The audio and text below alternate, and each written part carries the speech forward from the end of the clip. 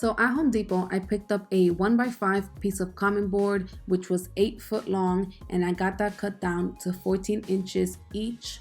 That gave me 6 pieces of board and an extra piece for only $8.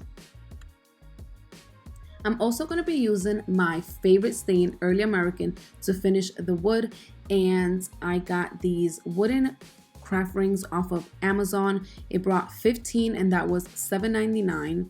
I also got this beautiful macrame cord for $16.99. It's a little pricier, but it is so worth it. I'm going to do so much with this, and the material, the quality is amazing.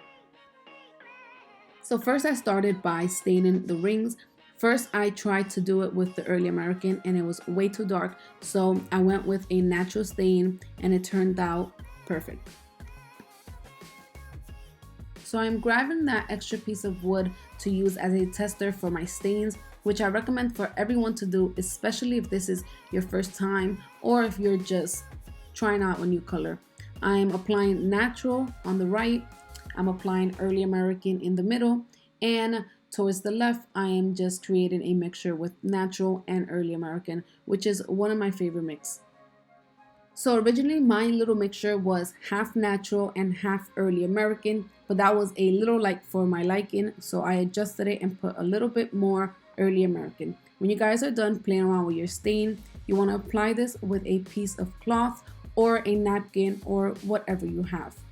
Now, before you apply a finish, you want to let this dry for the appropriate amount of time. If you're using a water-based finish like I am, you want to let this dry for 24 hours. And if you're using a oil-based finish, you want to let this dry for 8 hours.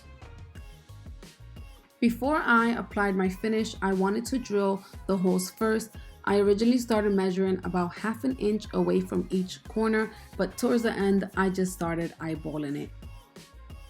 So before you start drilling any holes, you want to make sure you have an extra piece of board underneath your shelves so that your hole does not shatter on the other side like this one did. This is very important. You need a piece of board underneath.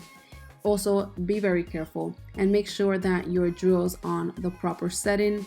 And you can use either one of these bits that you see here. I'm just switching it to show you guys how you can do that on a regular drill driver. I'm using a 1/4 of an inch drill bit so that I can drill these holes. It is the perfect size for my ropes. Now the proper way of doing this is using some clamps to hold your pieces of wood together, but I don't have any, so I just use my hands and try to apply a lot of pressure so it can stay in place.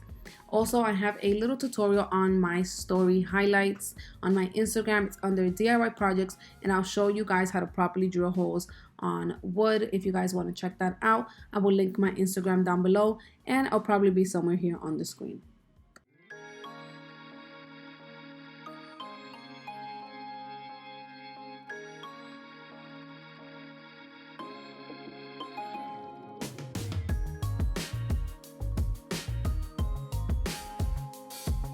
So I applied the finish off camera because I feel like I've done this many times before, and now it is time to assemble these shelves, and I am so excited.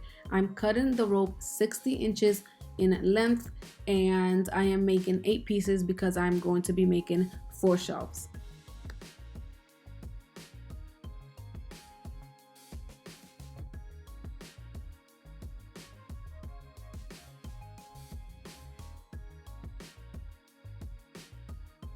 I found it very helpful to use a piece of tape on the corners of the rope before I inserted it through the board. You also want to make sure you know which side of your board you want facing up and which side you want facing down, because you want to insert the rope through the bottom of the shelves.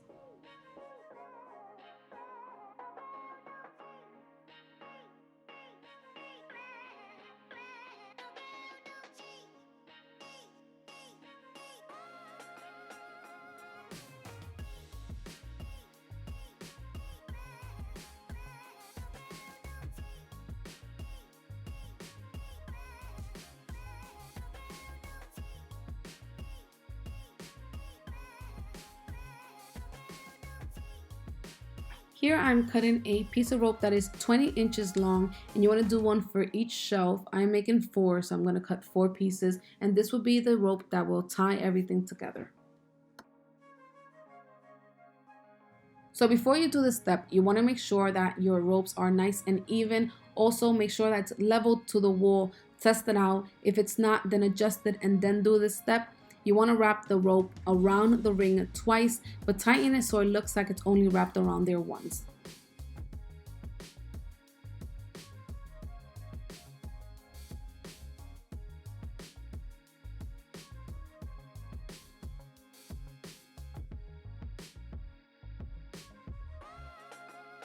Alright, so for this last step, you're going to grab that 20-inch piece of rope. You're going to create a little fold and make sure that your rope on the ring is still on pretty tight. You want to place that extra piece of rope with the loop facing down and with the extra piece of string facing up. Now with the longer piece of rope, you want to wrap that around clockwise and do that all the way towards the end. Make sure that it's kind of tight but not too tight.